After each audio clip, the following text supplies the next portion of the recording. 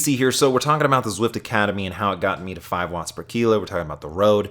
Now, this is the entire academy. There's 8 workouts, 2 segment rides, 2 races. 4 of the workouts, 1 through 4 are tests, and then 5 through 8 are actual workouts. So this is my calendar. I did it basically all in October minus 2 weeks. So I did the entire academy in 3 weeks. I doubled up workouts. It is crazy. Also, I came off of one of the biggest training blocks of my life, 67 hours in September. I'm coming into this pretty fit but smashed. My fatigue is through the roof. Now, this is the first workout, the aerobic power. I'm going to walk you through everything. I'm going to walk you through the entire program that got me to a 5 watt per kilo FTP. Now, the Zwift Academy got me the power. Diet got me the weight. We're not going to talk about the diet in this video. We'll talk about that in a later video because this video already is forever long. So I want to talk about, though, in this first workout is ERG. So you have 2 different types of power. Your normal power, you spin and that's that. But what I'm using here is called ERG or ERG, which is locks you in. Your trainer does this power. And so your cadence changes is really tough. It's the most efficient thing, but I asked Dig Deep Coaching about it. So erg mode is definitely, especially for those people, let's say, that are new to training and new to, let's say, effort and pacing effort. Erg is a life savior for them because they're able to pace an effort without having to think. For maybe more experienced people, we know what 100% of FTP feels like, or 120% of FTP feels like. Where erg mode allows us to put them in that effort, that level, and helps them right at that intensity without having the experience of knowing what that generally feels like. Now, I absolutely hated ERG. You can see the little graph down there. I actually had to turn it off a couple times just because I couldn't keep my cadence up. But this very first workout, I felt like a pile of turds. And in this 8-minute free ride, I did terrible. Well, one thing that I noticed, first of all, workout 1, when I looked at it, I noticed that you died in that last 8 minutes. Your power sort of started to tail off a wee bit compared to your 5-minute blocks. So you were doing them, we were getting you, basically we depleted a lot of your anaerobic pathways, fatigued you quite a bit, and then we asked you to do 2 5-minute efforts at 103%. And for you, that was 340 watts, which you completed fine. Okay, that was 4.8 watts per kilo. I don't want to give away your weight now, but your 4.8 watts per kilo, very static at that, perfectly done. Then the 8-minute effort, you averaged 331 watts. So you were 8 or 9 watts just below, but 0.1 watt per kilo below what you're doing them 5-minute efforts in.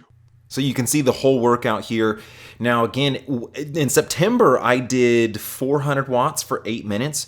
I wouldn't say no big deal, but it wasn't a huge deal. Here, I did 340 something watts, 330 watts, and was dying. Then I jumped into a group ride as part of the academy. We go on to the next day, which is 2 workouts. The first one's the sprint profile. So again, I doubled up workouts.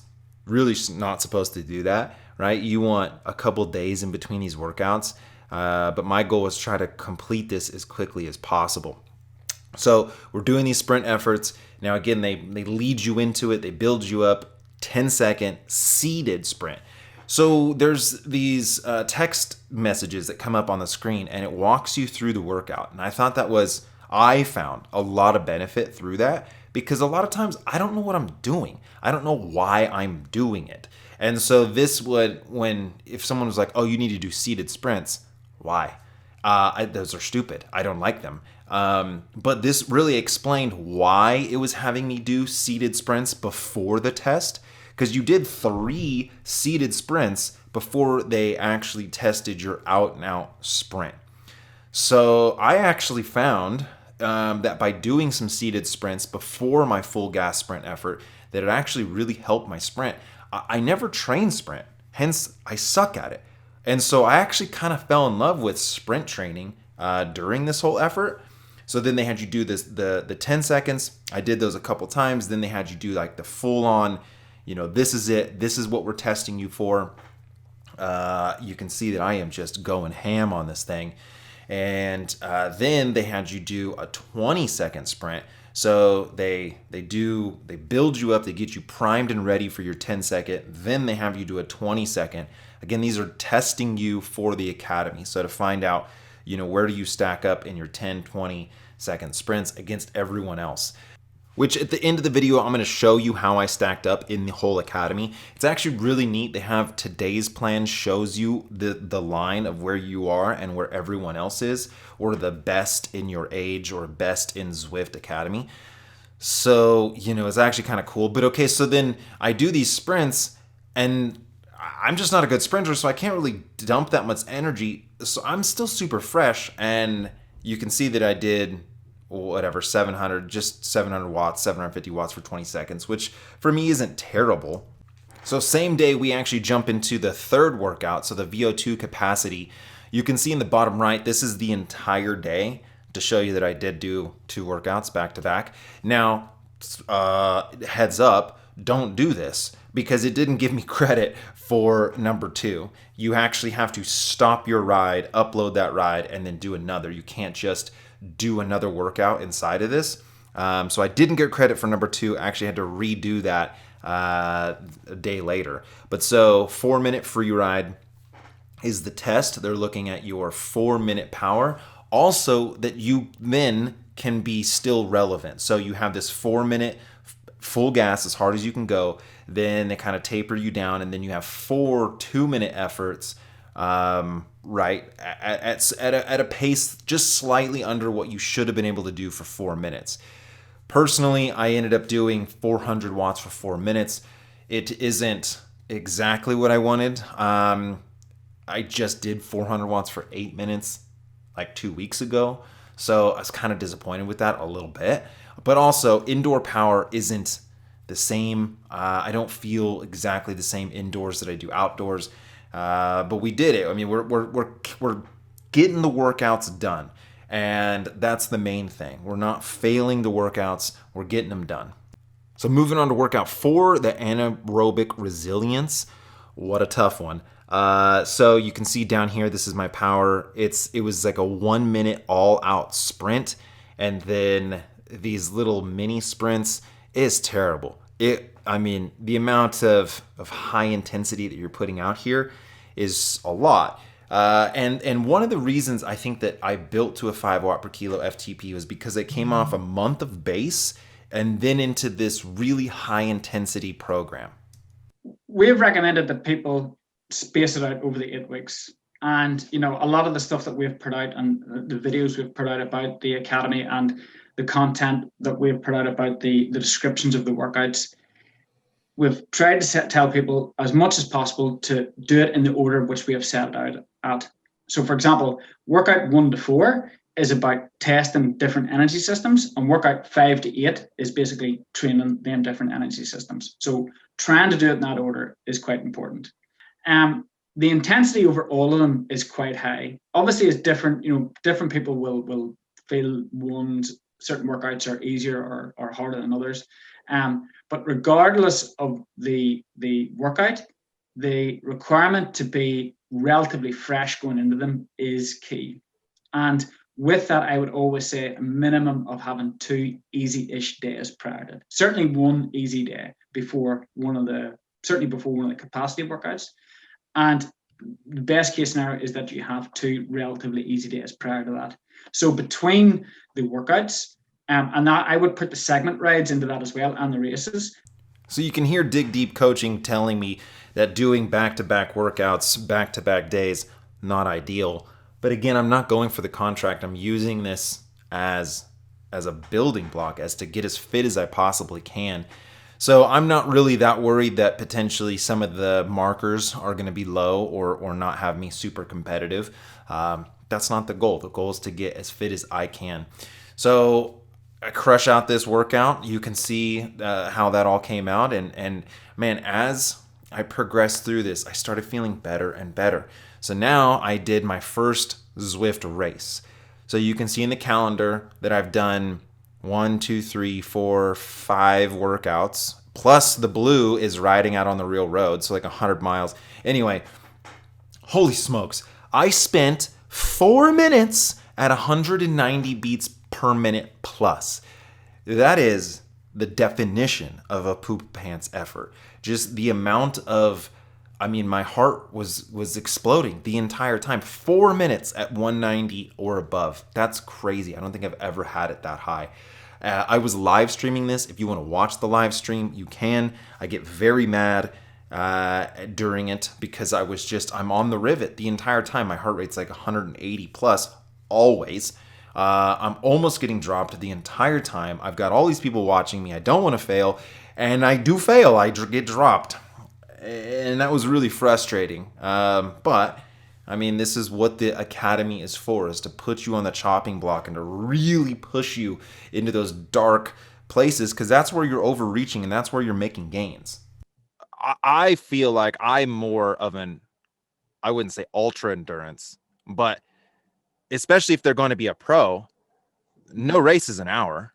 So how can you verify that there's this power that they can do is something that they can do at the end of a 4 hour? There will be a lot more, let's say, real world testing protocols, efforts will be done during the final. Okay. And that gives us a better insight on their ability from an endurance point of view, efficiency point of view, all those fundamentals that you had talked about. Okay, so again, this will come up later on whenever those people get to the final. So then I had to stop the academy and I headed off to Utah for the Belgian Waffle Ride. I was there all week, so I rode a bunch, pre-rode the course, I daily vlogged the whole thing, did the race, did pretty freaking well, actually. I felt really good. I wasn't peaking quite here, but I was probably fitter than I had been all year. So that was good. So I really, I think, pay a lot of dividends to the program to get me here. I was a little worried I was going to be too cooked for it. But so then afterwards, you can see the calendar, BWR done, 2 days. Now we do these segment rides. So the segment ride, I hated this one. It was just as fast as you can go from this little sprint section 3 times. Now it's a group. The drafting though is turned off, not to affect this like sprint segment. So a lot of guys were kind of measuring the PPs, but it didn't really matter because that's not what the point was. The point was to do these 3 sprints and then a 20-minute climb. So I do the sprints. I felt pretty good during the sprints. I didn't hold back. I went as hard as I could.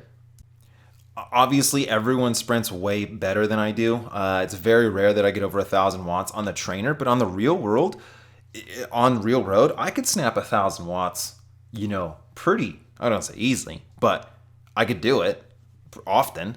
So I'm not really sure why I just really cannot snap indoors. But so then afterwards, after those 3 big snaps, then you did this 20-minute climb, and I did terrible. I wanted to hold 330, 350, Nah, I held 300 for 20 minutes. I really petered out. I did good in the beginning. And man, I was really disappointed with doing 300 watts for 20 minutes. It was just kind of way off of where I should be, especially for how much I've been training. So now we go into the second Zwift race. This one, though, was pretty straightforward. There's really no racing component to it. It's just a really big climb.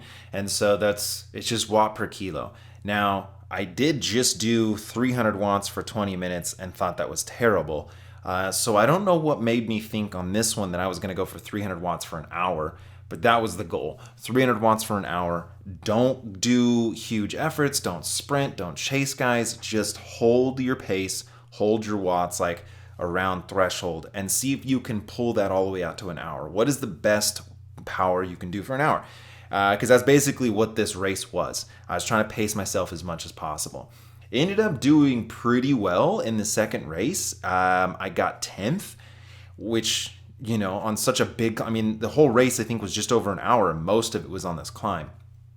So I was very happy with that. I didn't know exactly what my average power was, but for this race, I averaged about 300 watts.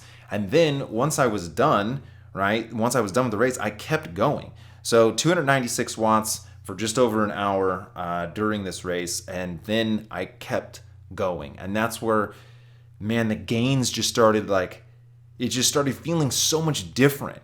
To be able to do 300 watts for an hour and then keep going to the top of the climb, that's kind of crazy. So the next 4 workouts are actual workouts. The first 4 were tests. These are workouts. So this one is primed FTP, which is a surge into a steady state, which has always been a huge issue for me, or I feel like that's a major weakness, is being able to make big power and then hold decent power. I've always been able to, maybe I can kind of fake it till I make it, right? I can do good power for a little while, but then I've got to super recover. So then I asked Dig Deep Coaching a little bit about what are my strengths? When you look at my power profile, what do you see as my strengths? What do you see as my weaknesses? And he kind of broke down a little bit of that for me. But I mean, that to me shows that aerobically, you're a lot more dominant being able to do them big aerobic powers, and that sustained aerobic, especially workout 5, the way your heart rate went from interval to interval to interval was really static. I mean, most people who, let's say, are less aerobically inclined they might be able to hold the power, but their heart rate would certainly start to ramp up really high. Where, if you look at yours, your average heart rate was like 1 beat per minute difference between them. So you can see here, this is sort of what he's talking about, is that red line is my heart rate. So pretty flat compared to all of those efforts. I felt really good, so I decided to do a second workout. So I did the 5 and 6. I actually recalibrated my trainer just because I was feeling that the perceived exertion wasn't matching up with the watts, as in I was doing too many watts for how good I was feeling. But now when you're doing a periodized program with a good build and a peak, that's what you expect. You expect to see some gains. The other thing, though, is that the second workout was a sprint workout. This is why I was able to do a second one, because the total amount of energy being expended or time-wise, is pretty small. So this workout, the alternative sprints, is basically fatigues you as in like a race effort, right? So you have a few of these 10-second seated sprints to sort of open up the legs. Then you have a couple 20-second seated sprints. And then it takes you into this lead out sort of sample, right? So you do 1 minute at an effort, then 1 minute at a harder effort, then 30 seconds at a hard effort, followed by then go full gas for 10 seconds. And so this is more of like a race applicable type of power, which I maxed out at 650 watts. So that is actually what my sprint would look like in a race versus what I was doing earlier and hitting something like 900 watts. And so actually in this little overview here, you can see that 910 watts is what I maxed out at, but that wasn't really my race. So anyways, we go into VO2 development. This is the next day. So I did 2 workouts on that day. Next day, another 2 workouts. Motivated to get this done. I'm looking at this workout though. Look at all that red. And so I'm thinking there's 0 chance I'm going to be able to finish this. Like 40-20s, 30-30s, 40-20s with a 4-minute ramp. Insane. Workout 7, which is probably the hardest workout of the whole academy, the VO2 development. I don't know if you remember that. You done workout 7 and workout 8 together. But workout 7 is that gradual burner of your VO2. So we're getting you to do 20 seconds on, 40 seconds off, and then we're getting you to do 30 seconds on, 30 seconds off, and then it's 40 seconds on, 20 seconds off. Then at the end, we've got a ramp. The last 4 minutes of workout 7, okay, so that build that you done, okay, that we ramped up that power, and I think you probably went from maybe 320 up towards maybe 420, something like that, over that 4 minutes. For that whole 4 minutes, you averaged 370 watts.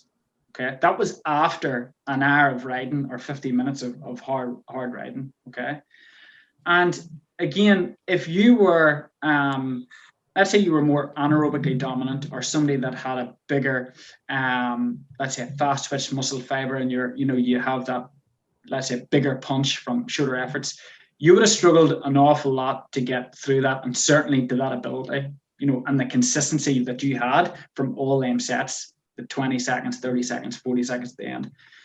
And that cements to me again that if you can do 370 watts at the end of that ride, you can do a lot better if you went and done workout 1 again.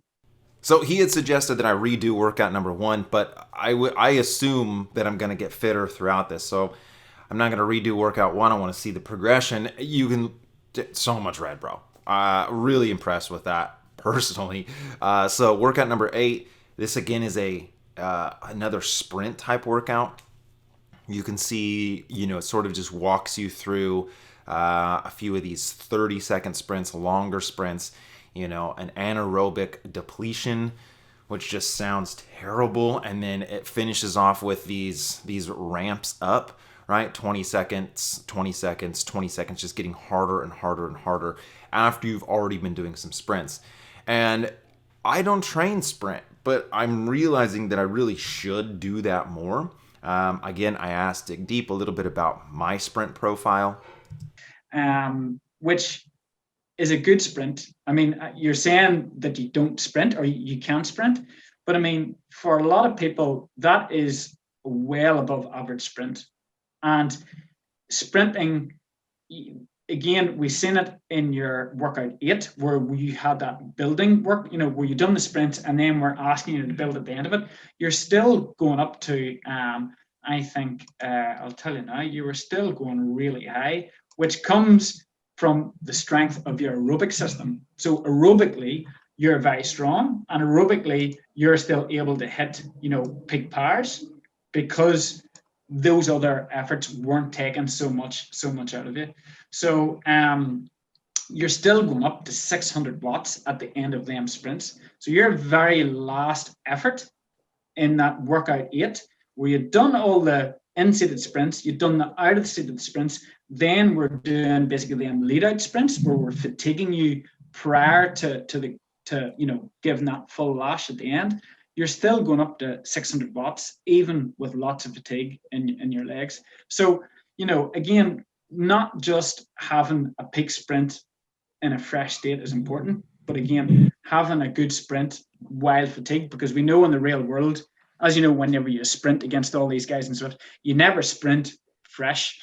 We never go to a sprint and everybody's going easy, and all of a sudden, Zwift, it's a mount, the effort mount. So, doing that. So this was the very last 20 seconds of the entire academy. I was so motivated. I was so stoked to be done and to get through the program, and to have not failed, really, which, to be honest, I probably should have failed a few more workouts. So maybe my FTP was set a little too low, or I made too many gains too quickly on. Either way, here's the last workout. Lots of sprints, lots of efforts, a lot of high intensity. So then I ended up going out on the real road. I did 5 watts per kilo for 35 minutes on the real road. Amazing. I had a huge week, one of the best weeks I've ever had. My legs were just feeling amazing. I did a video on this uphill time trial. So I had taken my Zwift power and repeated that on the real road. So you can say what you want about Zwift and, weight doping and whatever, and trainer stuff, but I was able to take the same amount of watts and actually apply that to the real road. So then we do the very last Zwift Academy effort, which is a segment ride. So this segment ride, though, was extremely tough. You had the hilly KOM, this short KOM, so I think like a minute 40 seconds, full gas. Then you have the epic KOM, which is 20 minutes or something. But look at this, 130 beats per minute, running 200 watts. The difference between where I was 3 weeks ago and where I am now is insane. And so we hit this climb. I'm not trying to go for a 20-minute power. I just want to beat everyone. That's what I want to do. I want to get to the top first. But so just side by side, same watts. Look at the difference of my heart rate. 160 versus 180. The right is day 1 of the program. Left is whatever, the final day. So 20 some odd days later. just the side by side, just look at my face. You know what I mean?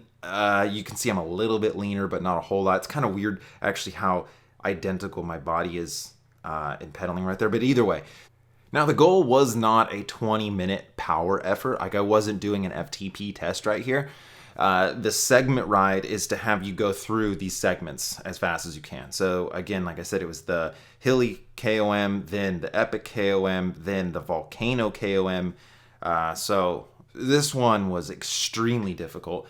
And you can see right here that I am trying to get to the top of this first. So I'm not necessarily right here. I'm kind of coasting down in Vine's draft. And so what could I have done potentially if I was doing a proper 20-minute effort? I'm not 100% sure, but I was just trying to go all in. And what's so strange, again, is so 180 beats, 190 beats, like right around from 180 to 190 at day one of this program, just felt like death. This same power and same heart rate, I just felt like I couldn't breathe, that I was all over the place, like my form was just bleh. And then now here on the last day of the program, I'm at almost 190. And I mean, yeah, it's hurting, but you can just see how much more composed I am, just how much more my body is in sync. And obviously, after doing this entire program, you would expect to see these kinds of results. But it's just, now that I'm looking back on this, is just bananas how, I guess, fitness develops, right? So I hit this KOM at 19 minutes, 14 seconds, and then I kept going. I kept freaking going. And that's where my power seems to really be a strong suit, is that I don't have like 8 watt per kilo FTP or anything crazy, but I have the ability to maybe take that power out longer. So then we hit the volcano KOM, then I led them out, just banging out 5 watts per kilo. And so I didn't know what my 20-minute power was until I actually ended this ride. I just was like, man, I think I was feeling pretty good. I saw 350 watts a lot during this. And so then I'm trying to kind of gauge what this is. I'm looking at my 20-minute power, 350, almost 360 really, until that little downhill. And then boom, 338 FTP, which actually technically I guess probably is a little bit more. Maybe it's like 340 if I had really gone for a proper 20-minute effort. So then a few days later, I did the Vegan Cyclist 100+1. Now, they had messed up and they put 2 of the events on the calendar. So I had to do a 7 a.m. and a 10 a.m. So this is the second one. I've already done about 2.5 hours. And then now I'm doing 3 hours and 45 minutes. And I was feeling so good because your boy's got a 5 watt per kilo FTP. And so I just was banging out watts. I've never felt so good. I was just, why are my legs feeling this way? It was quite insane. I was on ketones. So, I mean, that is one thing. But so I bang out this 3 hours, 45 minutes with an average of 3.8 watts per kilo. But the total ride time on this thing was 7 hours, something like 150 miles, 160 miles. Insanity. So how do I stack up? Let's look at, I hype myself up. Where do I stack up? So in today's plan, you can actually see the orange line, which is the best in Zwift by age and or, raw watts and watts per kilo. And then the blue is me. That's my best. And then the light blue line is what I did in that effort. So nope, not getting a contract. I'm nowhere close. It's insanity. So here's my 10-second power, which I did 12.9 watts per kilo. The best, 21.2. Now, how about my great 20-minute power? I did 5.2 watts per kilo. Yay! The best is 8 watts per kilo. So you can see that just across the board, I mean, obviously I closed the gap on the later, like the 3-hour power. Cool, I'm good. Okay.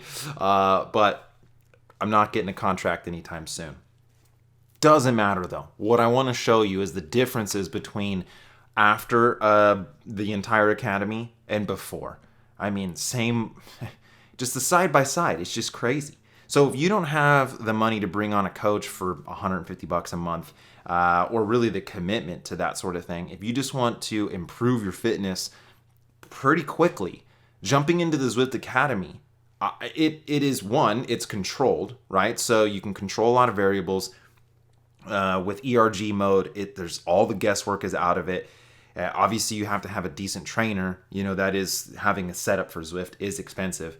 But if you're already on Zwift and you haven't done any of the workout modes, I highly recommend it. The way it walks you through the whole program, you will see gains. I mean, it's just flat out. You're going to see gains if you complete it. So anyway, huge thanks to Dig Deep Coaching for talking with me. I'm going to load our entire conversation because he was a wealth of knowledge. So that will come out next. And anyway, I don't mean to flex.